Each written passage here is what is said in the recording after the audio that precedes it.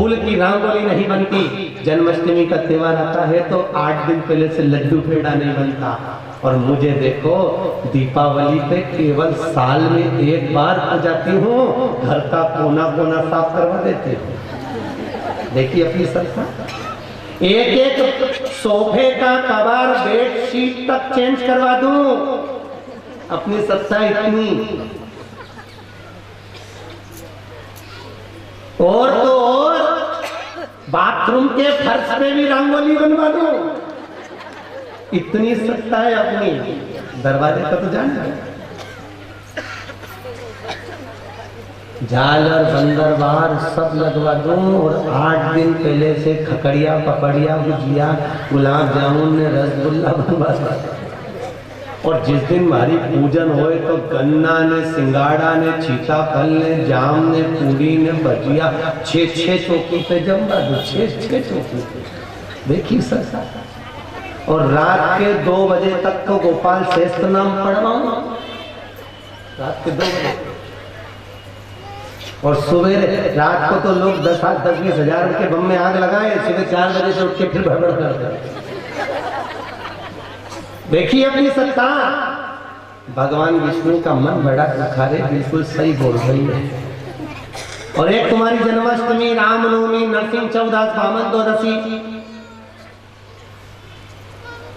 भगवान को लगा यहाँ मेरे भक्त का मन घट जाएगा, मेरे वैष्णव जीवों का, मेरे भक्तों का मन घट जाएगा। तो भगवान ने कहा, लक्ष्मी तू बोल तो सही रही, पर तू एक बात सुनना चाहता, तू जवाब देना। हाँ बोल।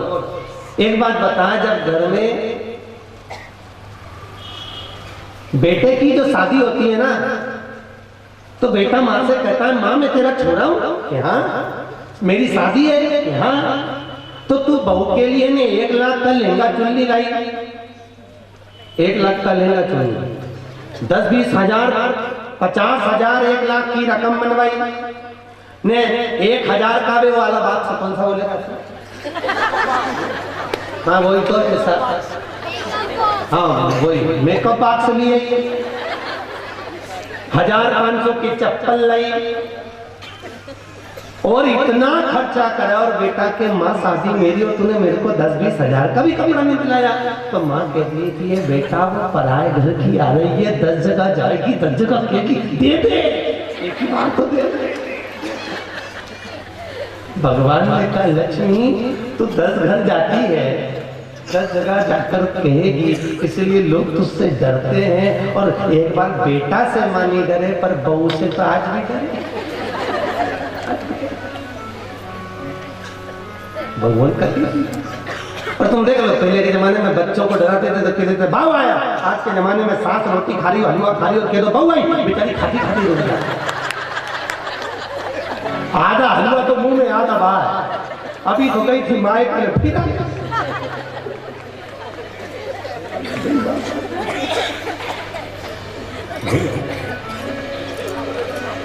लक्ष्मी। भगवान कह रहे, लक्ष्मी तू बहू है, कभी कभी आने वाली है।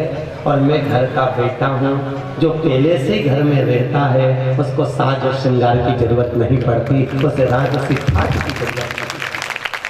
मैं पहले से निवास कर रहा हूँ, मुझे क्या जरूरत राजसी ठाट की और राजसी आनंद की। मुझे तो केवल ये देखता हूँ कि कौन वैष्णव कितने भाव से सेवा कर रहा है। मुझे धन तन और ये कुछ भी तेरा नहीं चाहिए, तू तो रख ले, केवल मन समर्पित कर दे, केवल बुद्धि, केवल चित्त, केवल मन।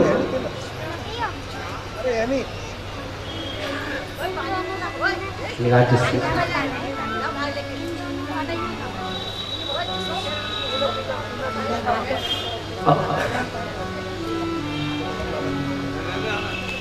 जो चित्त है, जो मन है, जो बुद्धि है, जो रस। तो भगवान वसुदेव जी महाराज ने देखा कि बेड़ियां टूट गई हैं, दरवाजे खुल गए।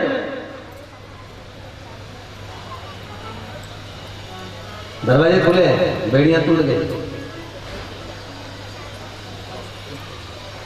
6 दरवाजे पार किए थे। कितने? 6। केवल 5 कर्मेंद्री के और 1 मन का, ज्ञानेंद्री के दरवाजे पार नहीं कर पाए थे वसुदेव जी, याद रखिए। कितने दरवाजे पार करें? 6। यदि वसुदेव जी पूरे 11 दरवाजे पार कर लेते, गर्भगृह के कितने दरवाजे थे? 11। कितने दरवाजे पार करें? 6। अगर पूरे शास्त्रों के अनुकूल देखा जाए तो वल्लभ ने केवल एक ही का नाम यहाँ पर लिखा है कि जिसने पूरे 11 दरवाजे पार करे। पूरे 11 दरवाजे कौन से? कौन से? अक्रूर जी महाराज। कौन थे? अक्रूर जी।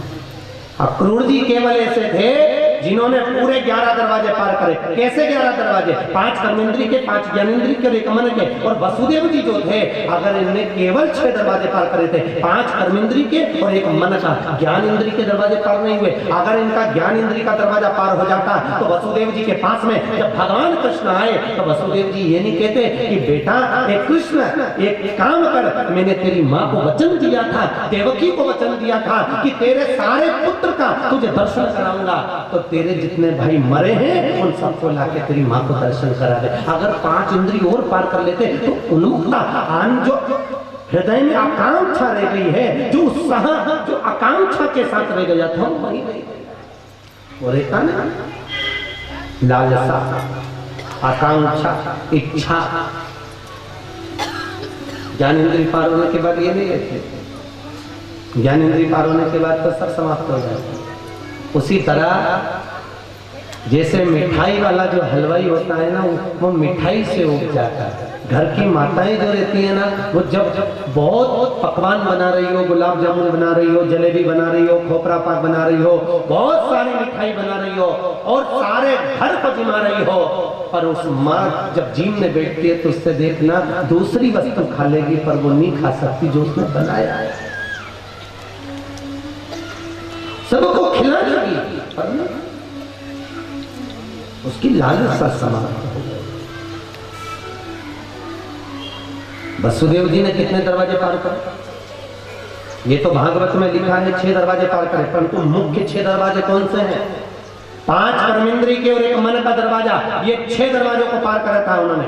बाकी के ज्ञान इंद्री के 5 दरवाजे रह गए थे। और क्योंकि कंस के महल के 11 दरवाजे थे, 11 दरवाजे। आप लोग कभी मथुरा गए हो तो अभी भी जितने दरवाजे देखते हो वो केवल तुम्हें 4-5 ही नजर आते, बाकी दरवाजे तो सब नीचे दबे हुए दूसरे। परंतु जो मूल गेट, मूल जो दरवाजे हैं वो 11 दरवाजे पार करना। और अक्रूर जी ने पूरे 11 दरवाजे पार करे।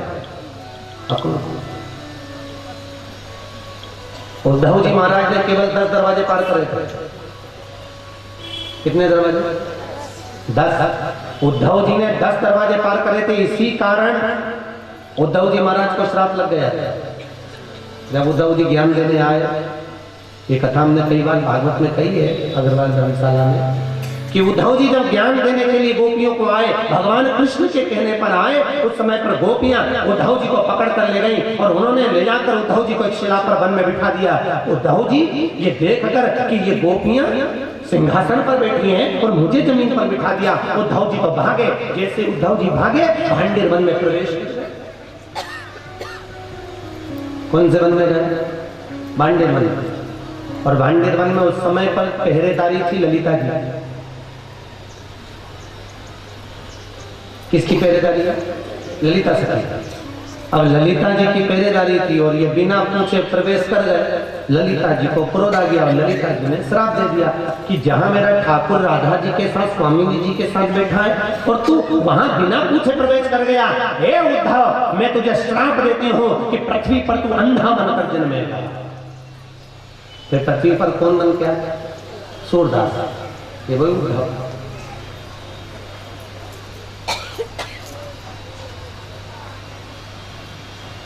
तू अंधा बनकर जन्मेगा। फिर वही सूरदास जी ललिता जी को श्राप दे रहे हैं, ललिता जी तुमने बिना सोचे बिना समझे भांडेर वन में प्रवेश के लिए मुझे श्राप दिया है। मैं भी तुम्हें श्राप देता हूँ कि तुम्हें पृथ्वी पर जन्म लेना पड़ेगा और मेरे ठाकुर के मिलन के लिए मुझे अगर ठाकुर जी का साक्षात्कार कराओगी, दर्शन कराओगी, तो आपको आकर आप ही के चरण की रज से मुझे ठाकुर की प्राप्ति कराओगी। मैं तुम्हें श्राप देता हूँ। पृथ्वी पर ललिता जी को भी आना पड़ा। ललिता जी भी आई। जब अकबर राजा बना, जोधाबाई अकबर की हिंदू धर्म पत्नी बनी। जोधाबाई स्नान करने गई और जोधाबाई ने छोटी सी कन्या को पानी में डूबते हुए देखा तो जोधाबाई उसको लेकर आई। सूरदास जी के चरित्र में ये चरित्र बड़ा मूल चरित्र है, बड़ा मूल चरित्र। उस कन्या को डूबते हुए देखा तो जोधाबाई उस कन्या को लेकर आई और उस कन्या को जब लेकर आई तो कन्या से पूछा, बेटा तेरा पिताजी का नाम क्या है, तेरी माँ का नाम क्या है, तेरे घर का पता क्या है, मुझे कुछ भी याद नहीं आता।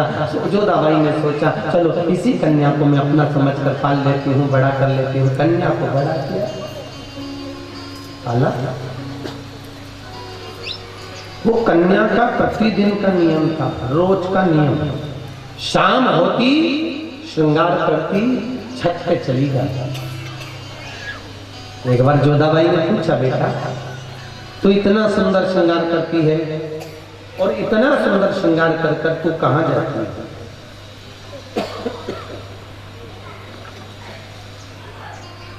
इतना सुंदर श्रृंगार कर कर तू जाती कहां है?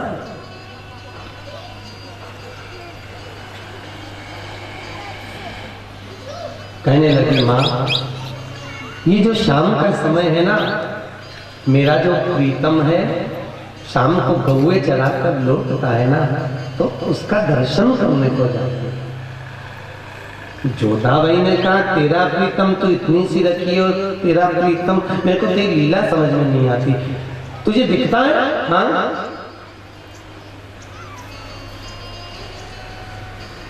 आज जोधाबाई ने पीछे से गई, छत पे जाके खड़ी हो गई। क्या देखती है? ये तो निहार रही है छत पर से, जोधाबाई भी देख रही थी। तो जोधाबाई को केवल धूल उड़ती नजर आई, इसके सिवाय कुछ भी नहीं दिखा।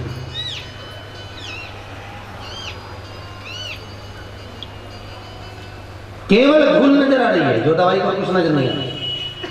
जोधाबाई वापिस कन्या जब आई, बेटा मेरे को तो कुछ नजर नहीं आया। माँ साधारण जो दूध लिया जाता है वो साधारण पात्र में ले सकते हैं, पर जो शेरनी का दूध होता है ना माँ, वो केवल स्वर्ण पात्र में ही लिया जाता है। उसी तरह माँ ठाकुर को देखने के लिए साधारण दृष्टि नहीं, कुछ ज्ञान की दृष्टि, कुछ भाव की दृष्टि और कुछ भक्ति की दृष्टि चाहिए।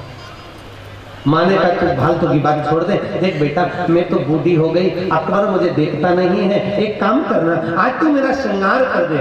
जोधा ने कहा ठीक है। जोधाबाई का श्रृंगार करवा रही जोधाबाई उस कन्या से, कन्या कहती है माँ ठीक है आज मैं तुम्हारा श्रृंगार करती हूँ। कन्या ने उस जोधाबाई का श्रृंगार करा, ऐसा श्रृंगार करा कि इतनी सुंदर जोधा हो गई कि बुढ़ापे में भी जुबान दिख रही थी, बुढ़ापे में भी जुबान। जैसे ही अकबर के भवन के सामने से निकली, अकबर की दृष्टि पड़ी। अकबर ने देखा इतनी सुंदर रानी कौन जा रही, जरा देखो बुलाओ उसको। द्वार पर गए, लेके आए जोधाबाई को। जोधाबाई ने नमन किया। अकबर के, जोधा तू तो बूढ़ी हो गई, तेरा इतना सुंदर श्रृंगार किसने कर दिया कि तू जवान दिख रही है? तो जवान दिख रही है, इतना सुंदर श्रृंगार किसने कर दिया? जोधाबाई ने कुछ बताया नहीं, क्योंकि वो जानती थी अपने पति को कैसा है। नहीं, अरे बोल बोलो, इतना सुंदर श्रृंगार तेरा किया किसने? अकबर। कन्या, फिर जोधाबाई ने कहा एक छोटी सी कन्या जल में मिली थी, मैंने उसको लेकर आई, बेटी की तरह पाल पोस के बड़ा करा, वो बहुत सुंदर श्रृंगार करती थी, उसने मेरा श्रृंगार करा, बस इतना सुना। अकबर ने सोचा कि जिसने इतना सुंदर श्रृंगार करा है वो कितनी सुंदर होगी, उसको तो मैं रानी बनाऊंगा, उसको मैं रानी बनाऊंगा। ये बुद्धि बदल गई, बस यही तो दृष्टि है, यही सोच है, यही सोच, यही सोच। और उसी समय पर तभी अकबर गया उस कन्या के कक्ष में। कन्या तो थी नहीं, निकल कर बाहर आया, इतने में वो कन्या प्रवेश करी। अकबर ने उसको देखा, बड़ी सुंदर है। अकबर ने उसके हाथ का स्पर्श करा और हाथ का स्पर्श करते ही अकबर को लकवा लग गया, पड़ गया। शरीर काम नहीं कर रहा अकबर का, बेसुध होकर पड़ा है। सारे वेद डॉक्टर आकर देख लिए, कहो क्या गया, सारे। इतने में बीरबल बोला कि इसका इलाज तो केवल एक कर सकता है, यमुना जी के घाट पर एक अंधा बैठा है। कौन है? सूरदास। बस वो सूरदास भजनों से इलाज कर देता है, वो इलाज कर सकता है। पहली बार अकबर और सूरदास का मिलन होने जा रहा है, वो इलाज कर। यमुना जी के घाट पर एक अंधा बैठा है और वो भजनों से इलाज करता है, वो कर सकता है। वो उसको बुलाया जाए। अब सूरदास जी को बुलाया, सूरदास जी को बुलाया। सूरदास जी आए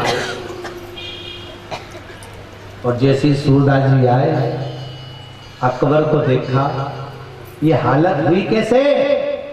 क्योंकि सूरदास जी को दिखता नहीं था, केवल हाथ फेर कर देखा, ये पड़ा है, ऐसी हालत कैसी हो गई कि कन्या का हाथ छुआ था, उससे ऐसा हो गया। सूरदास जी ने कहा, उसको मैं भी एक बार छूना चाहता था। अरे गांव के लोग बोले, वो निकले इधर से तो 1 किलोमीटर का रास्ता साफ हो जाए, क्योंकि लोगों ने अकबर को देख लिया ना कि उसको टच करा और ये हाल हो गई तो उसको कौन छुएगा। 1 किलोमीटर का रास्ता साफ हो जाए और तुम कह रहे हो कि उस कन्या को तुम छुओगे? सूरदास तुम पगला गए हो, बावरे हो गए हो। सूरदास जी कहने लगे, जो हो गए परंतु कन्या को बुलाओ। कि कन्या नहीं है। इतने में सूरदास जी बाहर निकल गए थे, कन्या का आगमन हुआ। जैसे कन्या आई, कन्या ने सूरदास को देखा और पहचान कर कह दिया, क्यों रे अंधे? ओ अंधे सूरदास। सूरदास जी को दिखता नहीं। सूरदास जी कहे, कौन? कन्या कह रही है, सूरदास पहचाना रही रे उद्धव, भांडीर वन में बिना पूछे घुसा था और मैंने तुझे श्राप दिया था। उद्धव जी कहने लगे, ललिता जी अब तो मुझे ठाकुर का मिलन होने वाला है। क्योंकि कौन मिल गई है? ललिता सखी मिल गई है। कोई अच्छा सत्संगी जी मिल जाता, विष्णु जी मिल जाता, कोई ठाकुर का भगवती जी मिल जाता है तो ठाकुर जी से मिलन कर देता। ठाकुर जी से मिलन कराने वाला भगवती जी मिल गया। बस सूरदास जी ने कहा, अब मुझे ठाकुर मिल जाएंगे, ये पक्का है।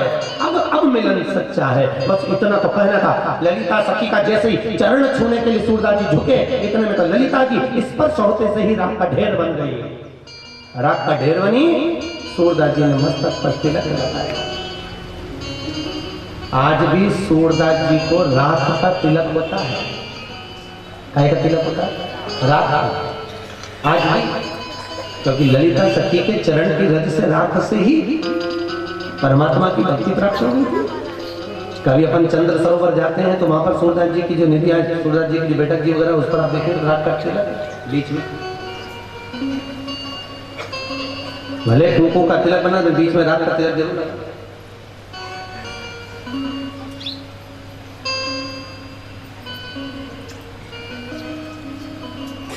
राख उठाई, अकबर के शरीर पर लगाई तो अकबर ठीक हो गया। अकबर ठीक है। तो यहां उद्धव जी को भी श्राप लगा था। इसलिए क्यों? क्योंकि उद्धव जी महाराज जो थे वो 10 दरवाजे पार कर चुके थे, बस उनका एक ही दरवाजा पार नहीं हुआ था, वो मन का दरवाजा पार नहीं कर पाए थे। कर्म का कर लिया था, 5 कर्मेंद्रियों को पार कर लिया था, 5 ज्ञानेंद्रियों को पार कर लिया था, पर एक मन का जो दरवाजा था, 11वें नंबर का दरवाजा, वो पार नहीं करता। बस यही होता है कि किसी के दिल में और किसी के घर में घुसना बहुत कठिन होता है।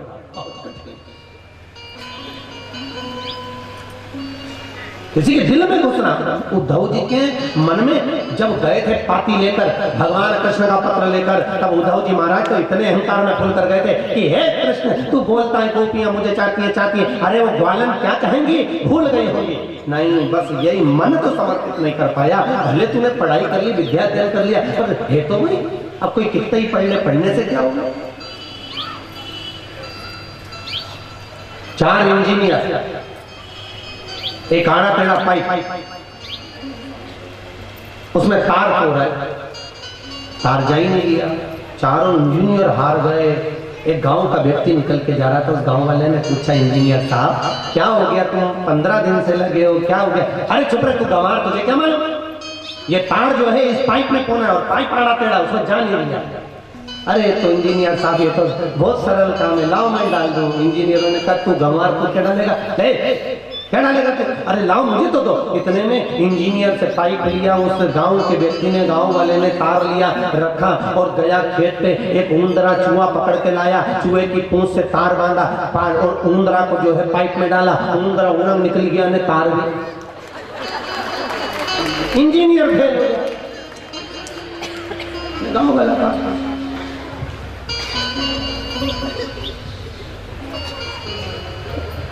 तो कहीं ऐसा ही नहीं है, कहीं से पढ़ा। 4 बच्चे बैठे थे, एक बच्चा भारत का है, यही अमेरिका पढ़ने गया, छोटा सा बच्चा था। अमेरिका के बच्चे बोले देखो हमारे देश ने कितनी तरक्की करी कि हमारे यहाँ अब तो ईमेल से शादियां होने लगी हैं, हमारे यहाँ तो ईमेल से शादी होती है। इंडिया का बच्चा बोला भले तुम्हारे देश ने कितनी भी तरक्की करी हो, उससे मतलब नहीं, और भले तुम्हारे यहाँ ईमेल से शादी होती हो, और हमारी इंडिया में तो आज भी फीमेल से शादी होती है। तुम्हारे देश ने कुछ भी तरक्की करी हो, हमें उससे मतलब नहीं।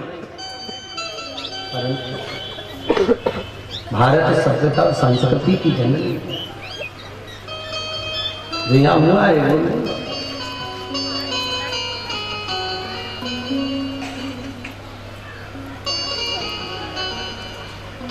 तो वसुदेव जी ने कितने दरवाजे पार करे हैं?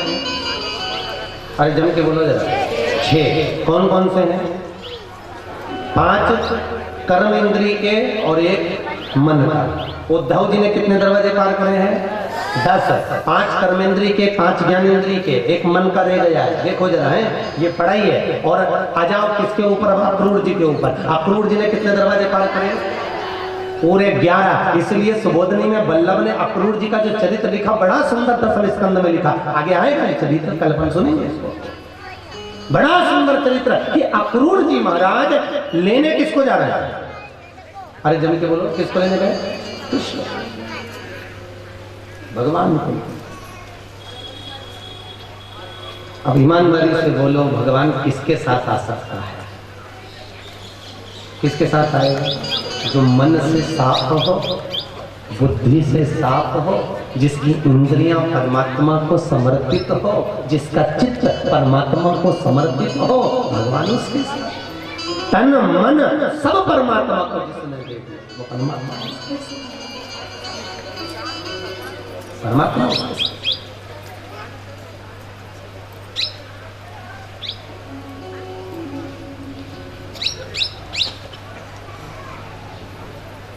जिसकी सारी इंद्रियां, सारे ज्ञान, सारा मन, जो कुछ भी है वो परमात्मा को जिसने दिया।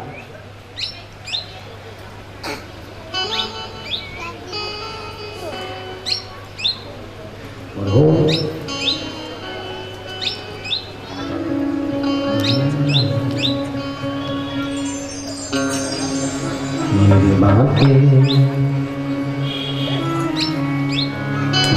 बाके बिहारी सांवरिया, तेरा जलवा कहाँ पर नहीं है। मेरे बाके बिहारी सांवरिया, तेरा जलवा कहाँ पर नहीं है। मेरे बाके बिहारी सांवरिया, तेरा जलवा कहाँ पर नहीं है। मेरे बाके बिहारी सांवरिया, तेरा जलवा कहाँ पर नहीं है। दोनों हाथों से खाली से बात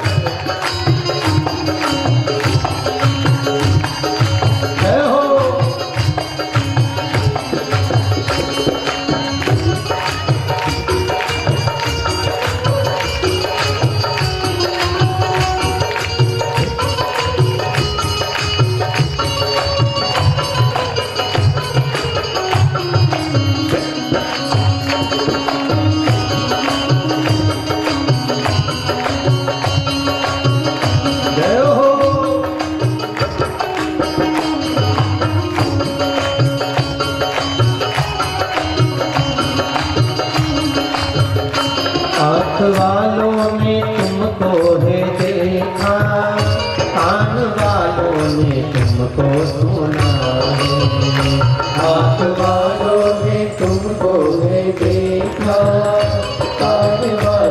ने तुमको सुनाए, आँख वालों ने तुमको है देखा, कान वालों ने तुमको सुना है। आँख वालों ने तुमको है देखा, कान वालों ने तुमको सुनाए, तेरा दर्शन उसी को हुआ है, तेरा दर्शन उसी को हुआ है। अक्रोड़ जी की कथा किसकी चल रही है? अब क्यों दर्शन हुआ वो भी समझ लो। तेरा दर्शन उसी को हुआ है, तेरा दर्शन उसी को हुआ है, जिनकी आंखों पे पर्दा नहीं है। तेरा दर्शन उसी को हुआ है, जिनकी आंखों पे पर्दा नहीं है। मेरे माथे बिहारी सवरिया, तेरा जलवा कहाँ पर नहीं है। मेरे बाके बिहारी सवरिया, तेरा जलवा कहाँ पर नहीं है। दोनों हाथों से ताली सेवा देते हो।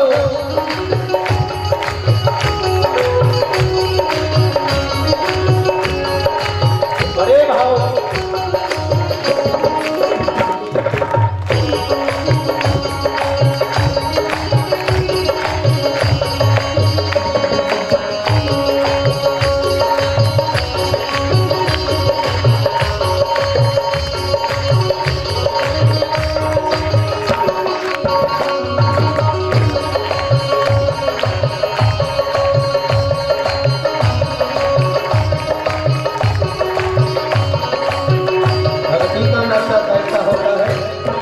साजन भी चढ़ता नहीं है, चढ़ जाए वो डरता नहीं है। ये न साजन भी चढ़ता नहीं है, भक्ति का नंदा वो चढ़ता नहीं है। ये न साजन भी चढ़ता नहीं है, चढ़ जाए वो डरता नहीं है। ये न साजन भी चढ़ता नहीं है, चढ़ जाए उतरता नहीं है। लोग जीते हैं दुनिया के डर से, लोग जीते हैं दुनिया के डर से, हमें दुनिया की परवाह नहीं। लोग जीते हैं दुनिया के डर से, हमें दुनिया की परवाह नहीं है। मेरे बिहारी सवरिया, मेरे बिहारी सवरिया, तेरा जलवा कहाँ पर नहीं है।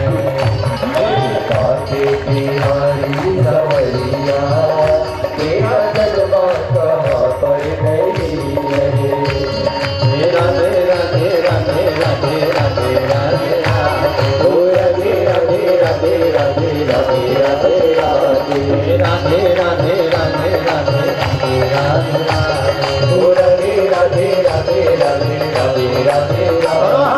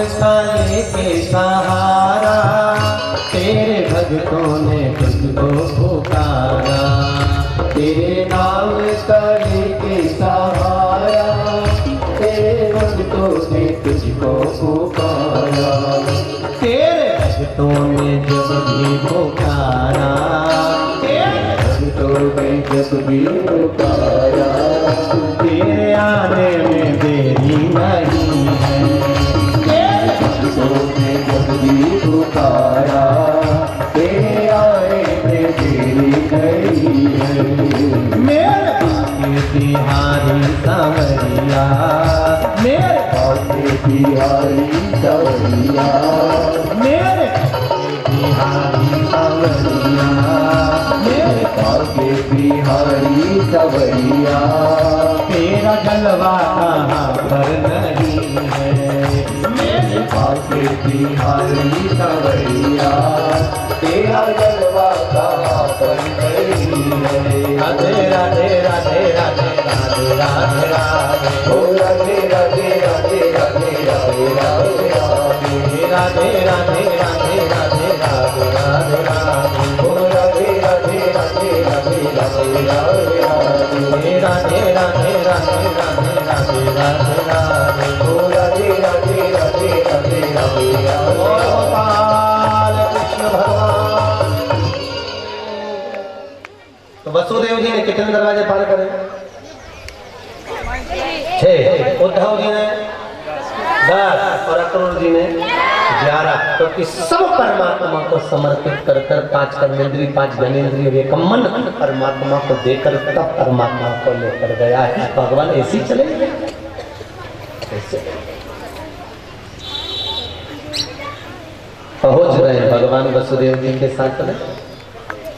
नंद बाबा के दरवाजे पर पहुंचे हैं, यमुना जी अपार चढ़ रही है, शेषनाग जी ने पीछे से छाया कर दिया।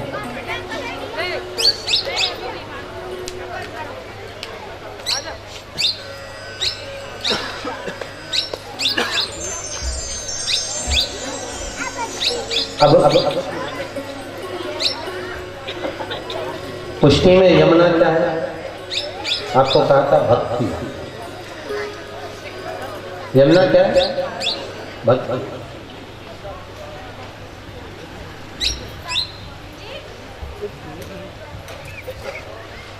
अब भगवान को लेकर जा रहे हैं वसुदेव जी महाराज, भक्ति की लहर चढ़ रही है। अब जहां भक्ति की लहर चढ़ जावे तो वसुदेव जी भी तो डोलेंगे ना, क्योंकि भक्ति में जा रहा है। डोले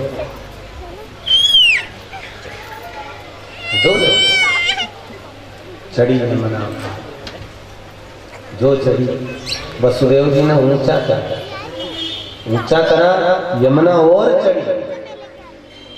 भगवान को थोड़ा सा लगा कि ये मेरी धर्म पत्नी है, ये मेरी पटरानी है, और पटरानी होकर आज ससुर के माथे चढ़ रही है। ये कहाँ की सभ्यता है? ये कहाँ की? अब जैसे ही यमुना चढ़ी, वसुदेव जी ने ऊपर करा, भगवान ने चरण दिखाया, चरण छूते ही यमुना नीचे हो गई।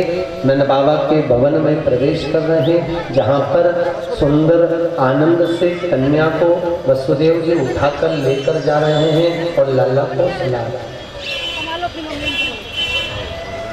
लाला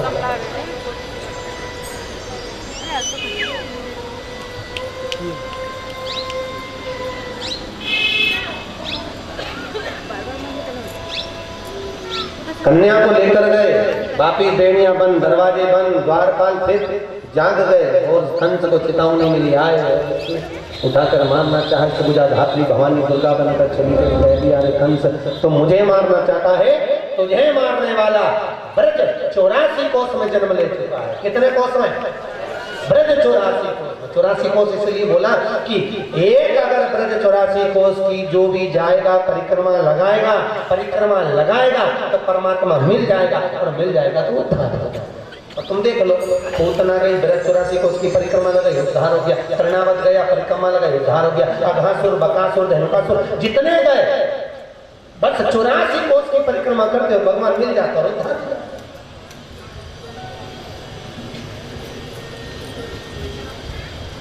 ब्रज 84 कोस की जिसने एक परिक्रमा भी भाव से, मन से, हृदय से लगा ली, उसे परमात्मा मिला।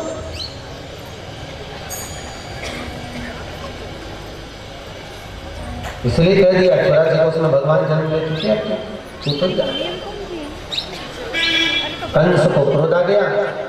नंद बाबा की यहाँ पर उनकी दो बहनें थी, एक का नाम था नंदा, दूसरी का नाम था, जन के बोलो, सुनंदा। दो बहन थी, नंदा सुनंदा। बहनों में बड़ा प्रेम होता है। एक बार भाइयों में प्रेम ना होता, बहनों में बड़ा प्रेम होता है। बहन जब भी मायका जाती है ना तो आपस में बात कर जाती है, जी तू कितनी तारीख को आएगी? अब ओके मैं इतनी तारीख को तो के मेरी आ रही हूँ, तो अपन दोनों मिल जाएंगे, फिर अपन घूमने चलेंगे। दोनों बहनों में बड़ा प्रेम है। तू कितनी तारीख को आ जाएगी?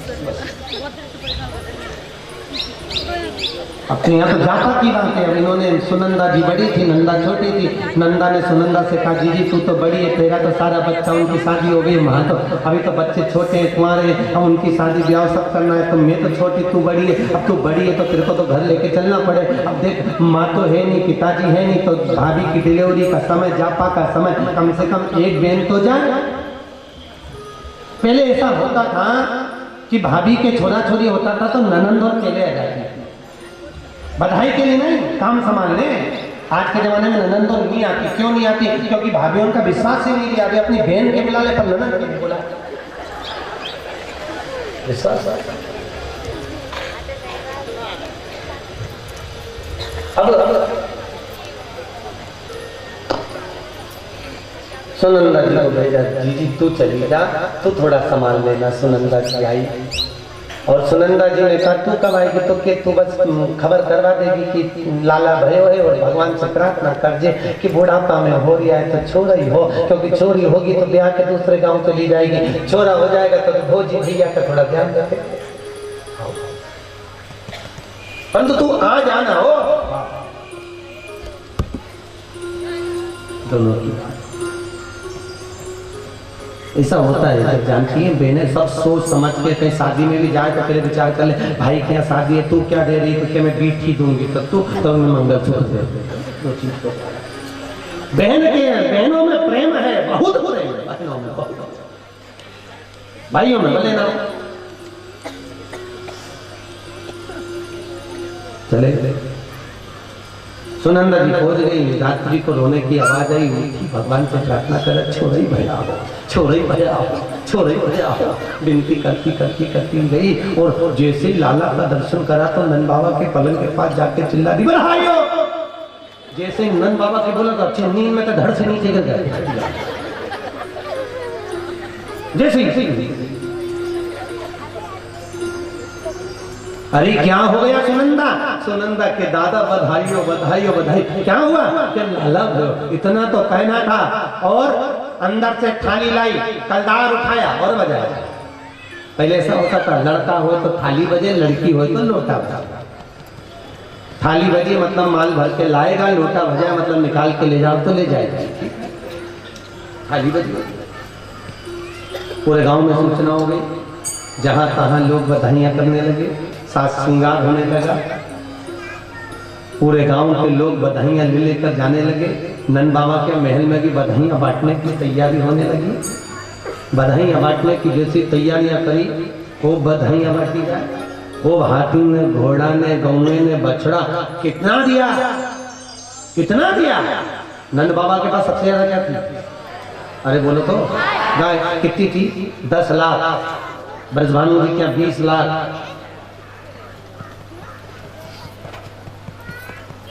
कितनी गाय थी? 10 लाख गाय नंद बाबा की। और ब्रजभानु जी क्या?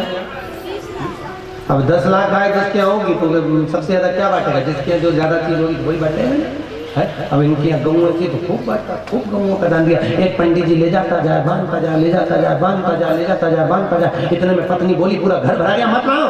पति के फ्री में मिल रहा, तेरा क्या जा रहा? बांध दे चौका में, रसोई घर में ले जाके। अब क्या रसोई घर भरा गया, आपको मत लाओ। अरे फ्री में मिल रही, छत पे चढ़ा रहा। अब छत पे चढ़ाए कैसे? फिर भी कैसे न कैसे छत पे चढ़ाई। गायों का पांव कबेलू से नीचे आया।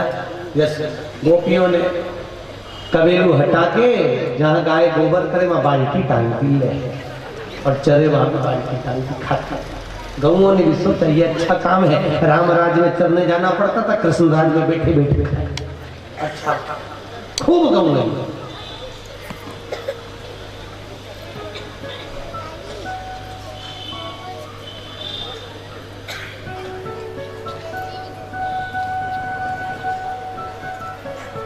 ब्रजवासी बधाइयां लेकर जा रहे हैं।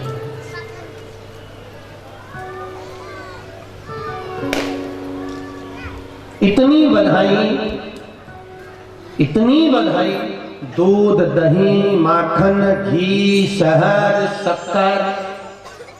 नंद बाबा के यहाँ जा रहे हैं, छकड़ा भर जा रहे हैं, छकड़ा भर